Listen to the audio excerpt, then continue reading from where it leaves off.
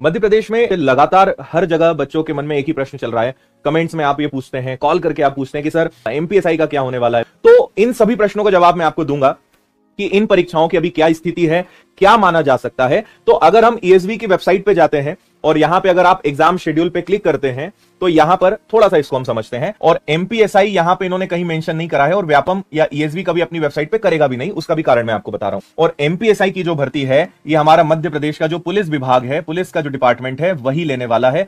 तो इसीलिए इसका नोटिफिकेशन और इसका अपडेट यहां नहीं मिलेगा। और आपको मैंने एक पहले वीडियो में भी बताया था जो हर न्यूज़पेपर में आया था कि आपको बहुत जल्द के नोटिफिकेशन को देखने की संभावना है।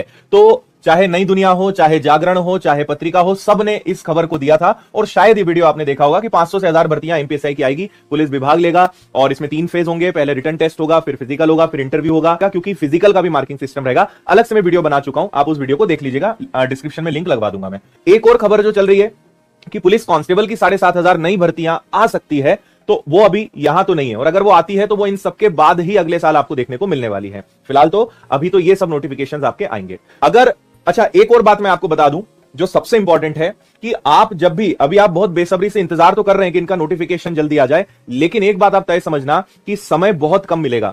कोई बड़ी बात नहीं है कि इनमें से हर एग्जाम में आपको मुश्किल से 40 या 45 दिन मिलेंगे, जो एक गलत बात है। क्योंकि एक तो इतने समय बाद वैकेंसीज निकलती है और उसके बाद स्टूडेंट्स को एंड टाइम पे बताया जाता है कि बस 40-45 दिन बाद आपकी परीक्षा है। तो मैं आपको इसलिए समझा रहा हूं, तो सिर्फ एक सजेशन मैं आपको दूंगा कि आप इन सब एग्जाम्स के लिए अपने आप को तैयार करते रहे। और मैं फिर ये चीज आपके ऊपर छोड़ता हूं, इसीलिए थोड़ी थोड़ी सही लेकिन पढ़ाई शुरू कर दीजिए। पढ़ाई करने से कोई नुकसान तो नहीं होगा, लेकिन नोटिफिकेशन आ गया और एंड टाइम पे अगर आया तो फिर आपका बहुत बड़ा नुकसान हो जाएगा, क्योंकि मौका निकल जाएगा और अगली बार फिर कब आएगा ये अंदाजा लगाना बहुत मुश्किल काम है। तो इसीलिए अगर आप वन रक्षक, एमपीएसआई, एमपी पुलिस है तो maths, reasoning, GS, science, Hindi, English, इन विषयों को, कॉमन विषयों को पढ़ना चालू करें। थोड़ा थोड़ा समय देके इनको पढ़ना चालू करें।